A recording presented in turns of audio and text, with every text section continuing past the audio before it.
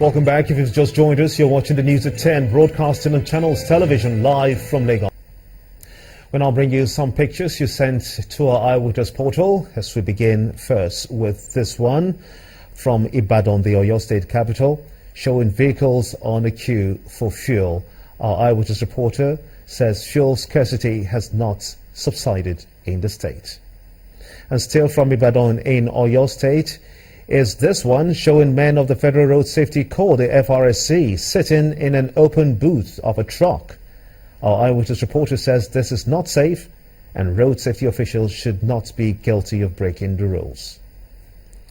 We also have this one from Kaoje Ido in Kebbi State, showing part of the broken bridge. According to our Eyewitness reporter, he wants the authorities to repair this very bridge.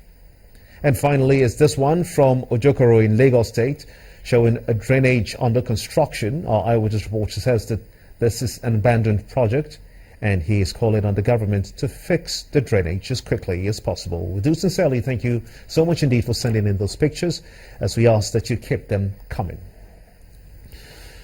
The federal government, in partnership with the international agencies, is assessing the physical, social and economic impact of the Boko Haram crisis in the northeast. This assessment, according to the senior special advisor to the president on internally displaced persons, Mariam Masha, is to enable the federal government to develop short to medium-term recovery strategies for the devastated area. Ms. Masha, who was speaking in Abuja, disclosed that a collective vision and strategy on peace building and recovery in the northeast is also being put together. If you'd agree, when you look at the disruption in somebody's life, it's not just, oh, his house is damaged, I will repair the house. But there's so many things that have been affected by that. His loss of livelihood, the trust he would have in his community and amongst people with him. So it's the whole life of that person, not just the physical damage. And when you look at it, we have conducted this assessment on the three key components.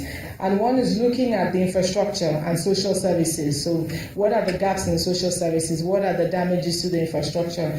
But also looking at peace building, stability and cohesion, which I think would agree is the foundation and which is critical, because if we do not have this, it doesn't matter how many buildings we put back up, they can still go down. So this is a very critical component of it. And then the third part is the economic recovery, which was both macro and micro economic, and looking at livelihoods and how to get and jumpstart the economy in those regions.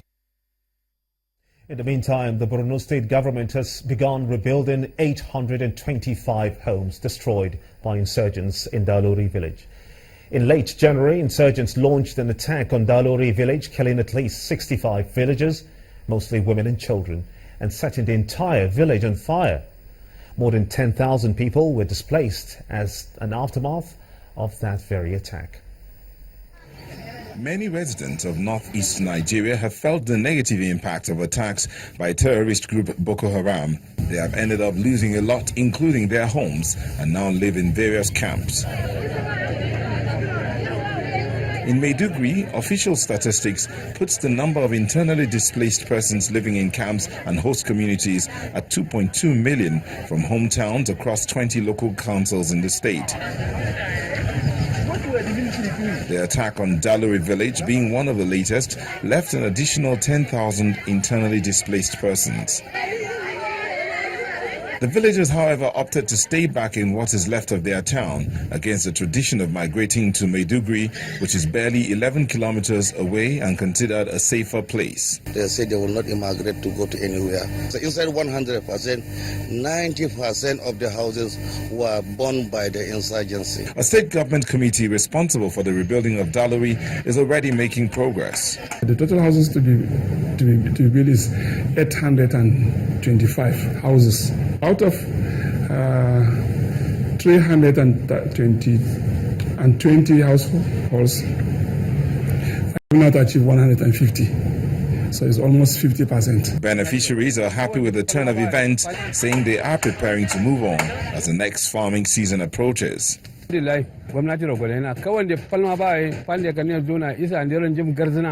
thank God and we thank the government for giving us food and rebuilding our houses. We now have a place for our children, and we are glad we do not have to migrate and be homeless elsewhere. It appears life is gradually picking up for villagers of Dalawi who now live in tents provided by humanitarian organizations. The state government is rebuilding about 825 houses that were destroyed by the insurgents. Also, the resettlement of the displaced residents in the troubled northeast has received a boost, as the World Bank is set to release $800 million to address poverty in the region. The United Nations Development Programme, UNDP, country representative Fatma Samora disclosed this during a meeting with government officials at the Borno State Government House. Governor Kashim Shettima commended the gesture by the UNDP, saying that illiteracy and extreme poverty are the underlying causes of insurgency which must be addressed. The World Bank is budgeting or is earmarking, is mopping up for the Northeast is grossly inadequate. Believe me, it's just a drop in the ocean. Livestock generally across maybe cattle, cows, goats, sheep. Like we just imported about 3,000 units of goats, Anglo-Sahelian goats from Niger and Chad, that are much more superior to our local varieties, and we are buying 100 Kalahari and Boa goats from South Africa from a farm in Kaduna so that they can compete with the Anglo-Sahelian. We want to give every woman going back to their communities a pair of a male and a female goat. By this, we'll empower them and grow the country, and we'll encourage them to form cooperatives now. Cooperatives are very, very essential. They will be a very good tool for empowering the people in the countryside. We have had yesterday a long discussion with the World Bank that has come all the way from Washington in order to attend the workshop whereby we will be validating the findings of this recovery and peace building assessment. They have promised to liberate something like $800 million for the Northeast to respond to transition, recovery, rehabilitation, demining, waste management, and debris processing for the northeast of Nigeria. The police in Kaduna State has confirmed the release of 2 clergymen who were abducted along Kaduna-Abuja Expressway by gunmen, and the death of one. Reverend Emmanuel Zigo, President of the United Church of Christ in Nigeria, Reverend Yakubu Zarma, and Reverend Ilya Anto were abducted on March the 21st along the Kaduna-Abuja Expressway, where they went to clear a piece of land for the church. Spokesman for the Kaduna State Police Command, Zubairu Abubakar, confirmed the freedom of the 2 religious leaders after 10 days in captivity and the death of Reverend Ilya Anto. Reverend Anto is said to have died after he was abandoned in the bush by the kidnappers in a bad health condition. His body was found where the kidnappers left him. According to officials of the church, the other clergymen have been taken to the hospital for medical attention.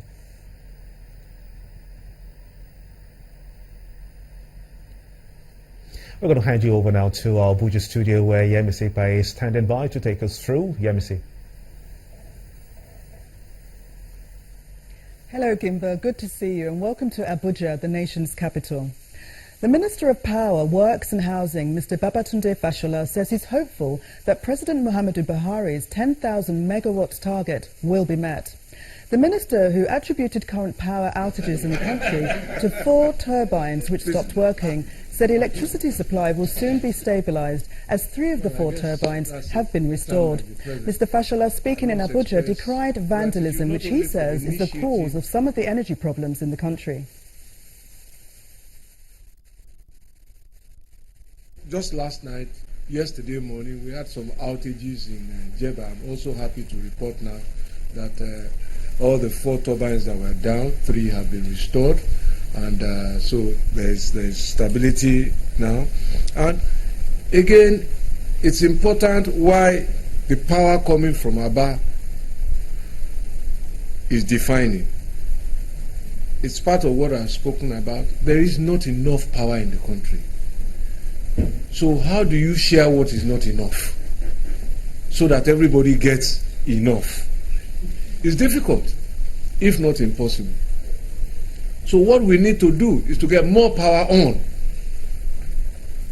So about 200 megawatts coming from there is good news for the market. It adds to what we have.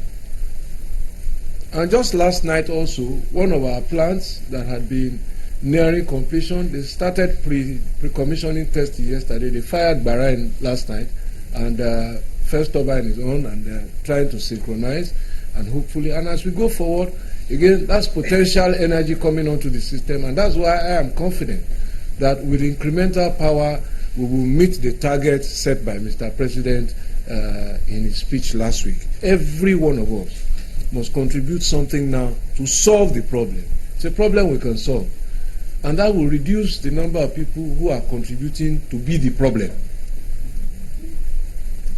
So those who are vandalizing electricity assets, those who are selling stolen cable, those who are not paying their bills, who are diverting electricity, there are problems. Staying with the crisis in the energy sector, the Independent Petroleum Marketers Association of Nigeria, IPMAN, has promised to work with the federal government to address the prevailing fuel scarcity in the country.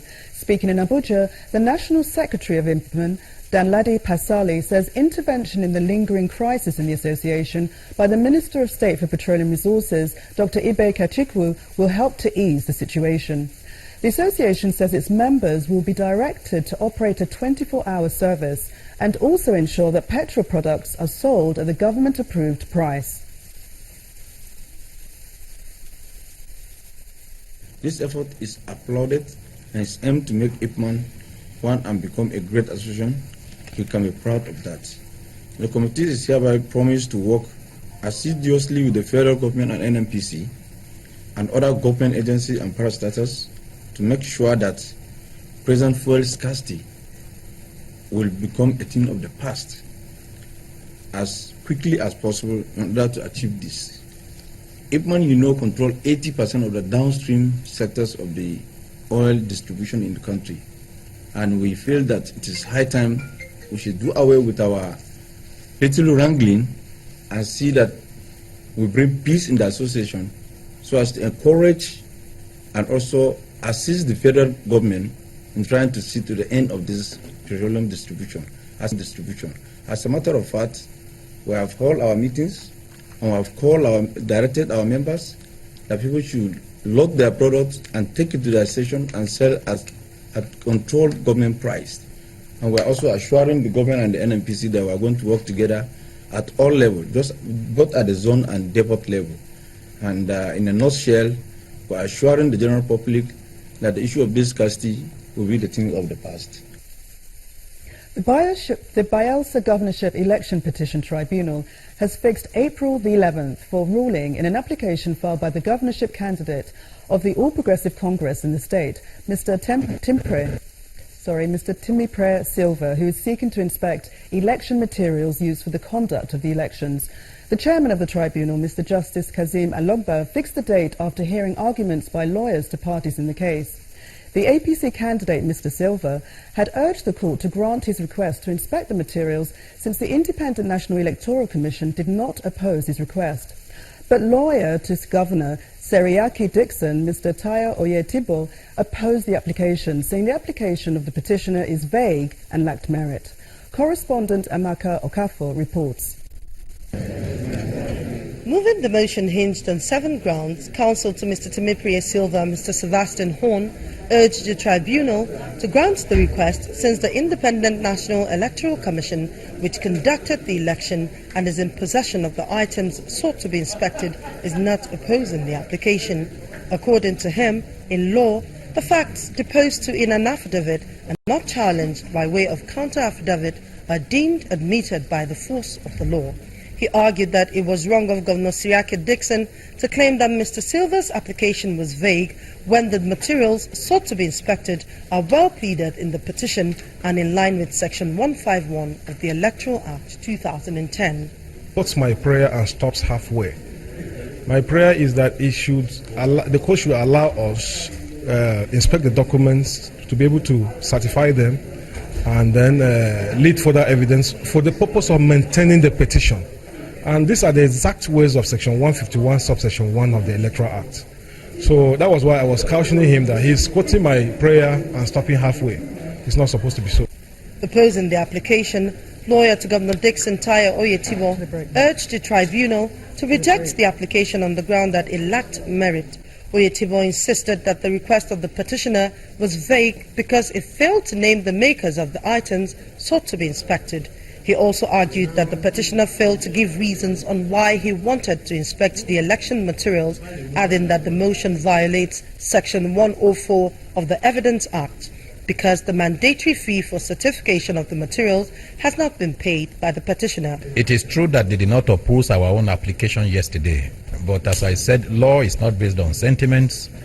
We felt that the application they have brought is a little bit different from our own, and we would be prejudiced if it is granted as it is. That's why we opposed it. Justice Kasim Alogba has fixed April 11th to decide whether Mr. Silva can inspect the materials used for the elections. Amaka Okafor, Channels Television News. When the news at 10 returns, Nigeria's foreign reserves rises marginally to $27.87 billion in the month of March. That's on Business News. Join us again.